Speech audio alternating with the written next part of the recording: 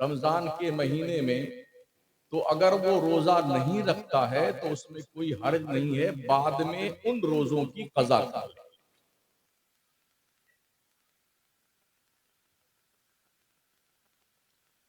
اور ایک روزہ اگر بلا عذر شرعی کسی نے چھوڑ دیا تو پوری زندگی بھر روزہ رکھتا رہے تو اس ایک روزے کے ثواب کے برابر اسے اللہ کی طرف سے انعام نہیں مل سکتا جو رمضان میں قضا ہوا ہے۔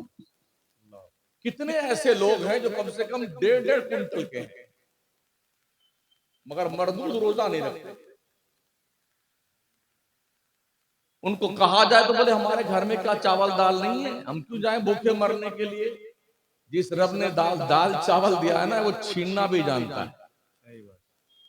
بھیک مانگو گے دنیا تمہیں بھیک نہیں دے گی، اس لیے دائرے میں رہا کرو، دائرے میں، تاکہ حفاظت میں رہو۔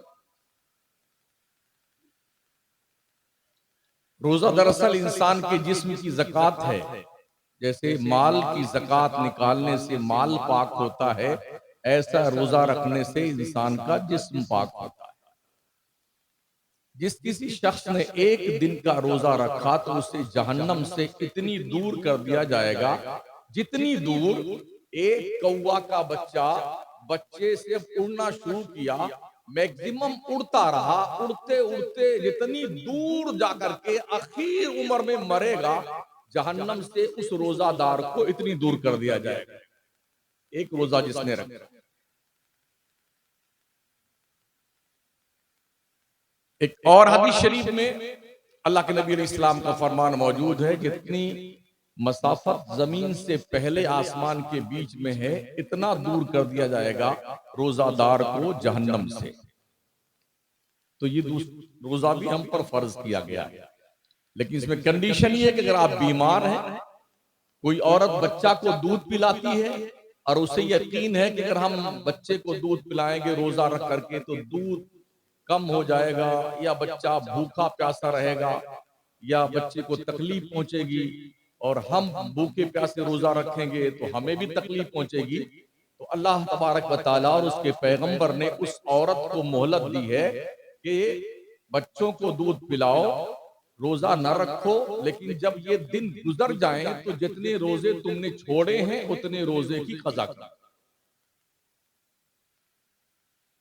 ایسے ہی اگر کسی عورت کے پیٹ میں بچہ ہے، حمل ہے، اور اسے یقین ہے، ڈاکٹر نے کہہ دیا اگر تم نے روزہ رکھا تو تمہیں بھی خطرہ ہے، تمہارے پیٹ میں پروان چڑھنے والے بچے کو بھی خطرہ ہے، تو شریعت کا حکم یہ ہے کہ وہ عورت روزہ نہ رکھے، بلکہ جب بچہ پیدا ہو جائے، ایام سے فارغ ہو تو روزے کی قضا کرے۔ یہ اسپیشلی چھوٹ اللہ رسول نے عورتوں کو عطا فرمائی۔ اب آتا ہے نمبر زکوٰۃ کا، جس تعلق سے مجھے آج گفتگو کرنی۔ تو چونکہ موضوع سخن زکوٰۃ ہے تو پہلے حج کو دو بات اس کے حوالے سے عرض کر دوں۔ یہ 5واں فریضہ ہے۔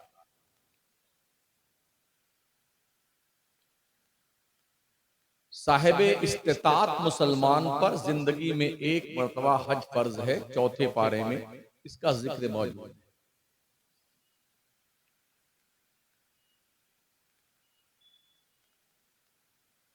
صاحب استطاعت کسے کہتے ہیں؟ اپنے گھر سے لے کر کے مکہ مدینہ جانے تک، جا کر کے آنے تک کا پورا خرچہ جھیلنے برداشت کرنے کی چھمتا ہو، اور اس پیریڈ میں جہاں تک 35 دن کے لیے 40 دن کے روزے حج کے لیے گیا ہے، گھر والوں کے لیے اتنا پیسہ چھوڑ کے جائے کہ وہ بھیک نہ مانگیں، خیریت سے زندگی گزار لیں، اور منیمم معمولی تھوڑا موڑا دھندا کرنے کا پیسہ بھی رہے، ایسے شخص پر زندگی میں ایک مرتبہ حج کرنا پڑتا ہے۔ یہ مسئلہ بھی سن لیجئے، بہت سارے کہتے ہیں یار ابھی تو ہم نے بچی کی شادی نہیں کری ہے، اب لڑکے کی شادی نہیں کری ہے، ابھی ہم نے بلڈنگ نہیں بنائی ہے۔ یاد رکھیں، اسلام میں شادی بیاہ میں خرچہ کے نام پر کوئی آپشن موجود نہیں۔ جو ہم کر رہے ہیں نا، لاکھوں روپے شادی میں خرچ کرتے ہیں، اسلام میں کہیں نہیں لکھا ہوا ہے۔